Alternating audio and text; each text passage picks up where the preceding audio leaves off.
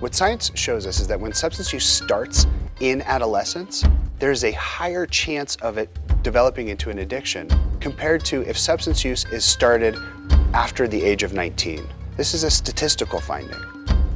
Where the danger comes in, I think, for a lot of addicted substances is they actually can cause changes in the brain. Your brain is still evolving up until your mid-20s. So the younger someone is, the more likely it is they're going to have an effect on their brain and be more severely addicted down the line and have a harder time quitting.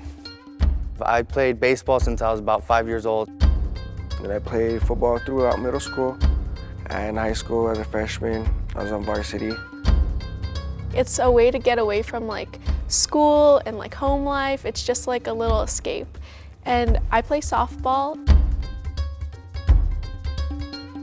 Sports is something all my older brothers did, so essentially following in their footsteps. In high school, I played football and I also wrestled. I swim, I cheer, and I'm a golfer. The first injury I had when I was a junior in high school, I had almost a partially torn quad is what I had. I had SI joint displacement in my back, so it caused a lot of pain with my muscles. They were always overstretched and stuff like that. Went and saw a doctor, and that's when they prescribed me pain medication. And looking back, that's kind of where the seed was planted.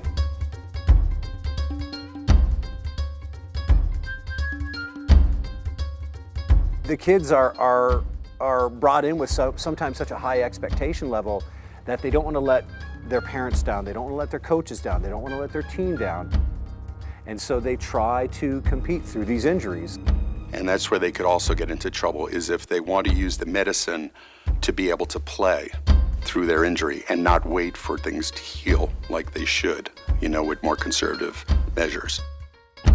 So what I would tell students who are prescribed an opioid is simply to not take it, to try all other alternatives to taking that opioid. I would encourage them to ask whoever prescribed it if there is something else that they can prescribe. But I would also challenge and encourage them to look for non-medication ways of dealing with pain.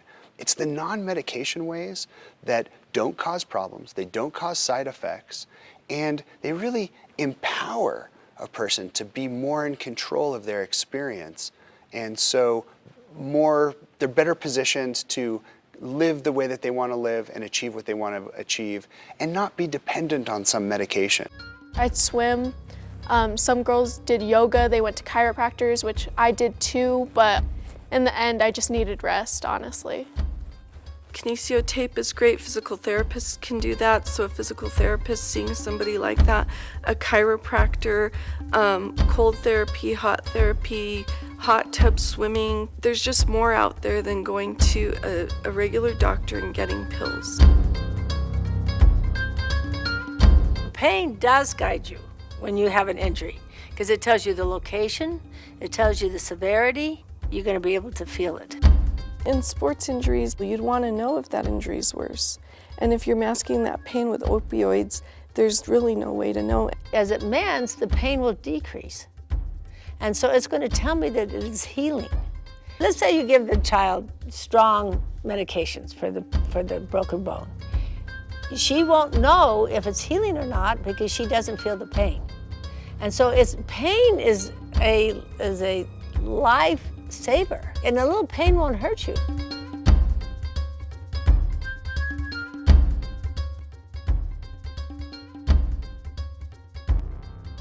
I think we should be suspicious that we're developing an addiction if, for example, we can't stop thinking about that next dose. If we are setting limits for ourselves, but we're exceeding those limits. If we are using more than used to be normal. It's a change, and that's really when we should start to question what is going on. The other thing is that if we start to feel so poorly when we don't have the opiate, that we go out and try and score or get more. We start to ask other people, hey, can I have some extra? Look for it in our grandparents' medicine cabinets, etc. When we're starting to act outside of what used to be normal, that means that something has changed, and that's when we should really take a step back and wonder, well, if this is changing, is this because I'm developing a problem here? I watch football games on Saturday, the college football games, and I'm like, damn, that could have been me, you know what I mean? I was like, damn, like, it sucks. My biggest regret is acting like I had all the time in the world and not building myself a better foundation for my future. It can happen to absolutely anyone. I mean, as far as the typical addict alcoholic, you think it's the person that's on the corner, you think it's the homeless person begging for change, but it absolutely isn't. That same person was going to high school where we went. You know, that same person was playing football or playing soccer or wrestling just like I was. So it absolutely can be anyone, and absolutely can be you. It absolutely was me or is me.